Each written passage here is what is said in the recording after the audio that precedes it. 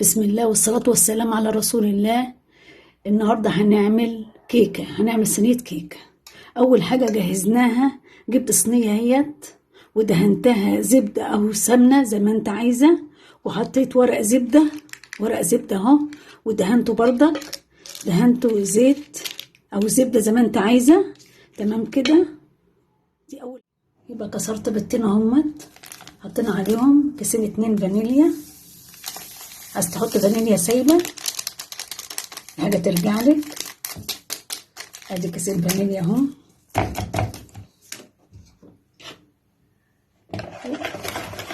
وهنحط كوب سكر وكوب سكر اهو كمان. انا عندي سكر مطحون فقلت استغله يكون احسن، يعني عايزة تحط سكر حبيبات زي ما انت عايزة، بس انا ده عندي سكر مطحون فقلت استغله. هنقلب بقى كويس قوي.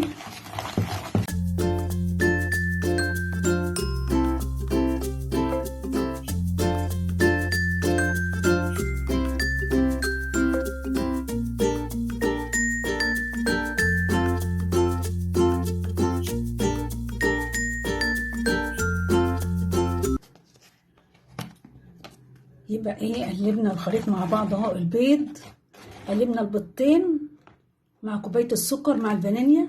هنحط قيمه معلقه خل،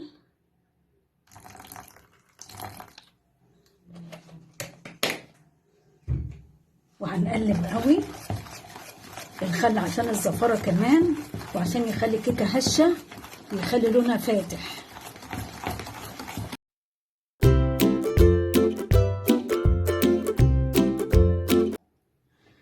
وكمان 2 كوب دقيق، 2 كوب دقيق هنخلهم اهم.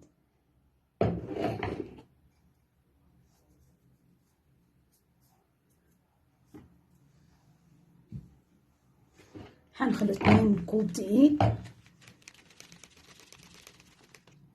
يبقى انا خلطت 2 كوب دقيق، وهنحط ذرة ملح، ذرة ملح اهي هنحطها على الدقيق اهو، ومعلقة كبيرة نشا هنخلها برضك.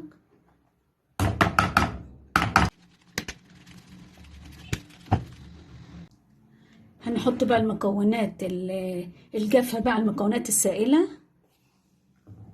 بسم الله الرحمن الرحيم. هنقلب، هنحطها على مراحل، هنقلب في اتجاه واحد.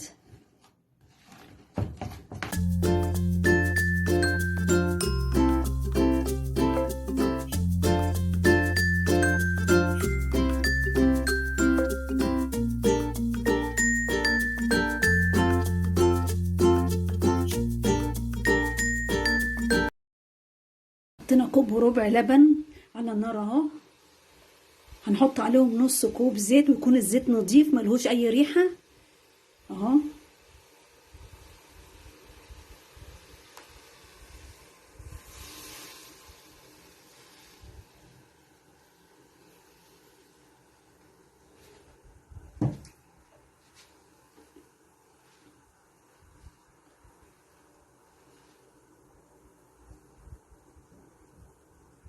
اول ما يغلوا هنضيفهم على الخليط.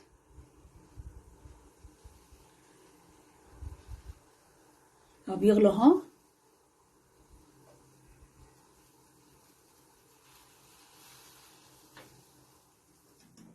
هنحط بقى كوبايه وربع لبن، نص كوبايه زيت، وما بيغلوا هم هنحطهم على الخليط وهو سخن. هنقلب بقى، وهنضيف كمان الخليط.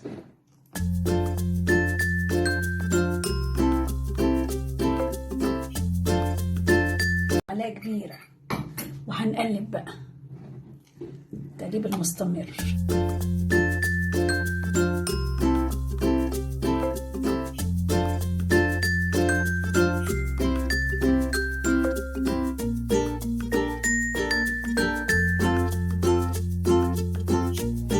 ادي الخليط اهو، هننزله بقى في الصينيه. بسم الله الرحمن الرحيم.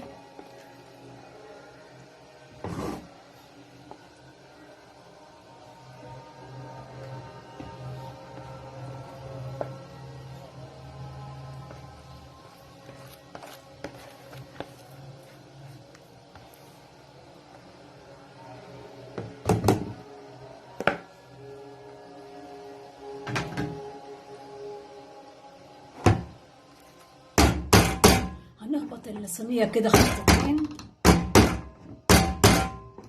عشان يبقى السطح متساوي، ونولع الفرن على درجة حرارة 180، ونولع الفرن من قبليها ب5 دقايق و10 دقايق. أول ما تطلع هوريها لحضراتكم. الكيكة طلعت من الفرن اهي، هنعمل لها بقى ايه، هنشوفها استوت ولا لأ. اهي السكينة طلعت نظيفة اهي. ادي صينية الكيكة ما شاء الله.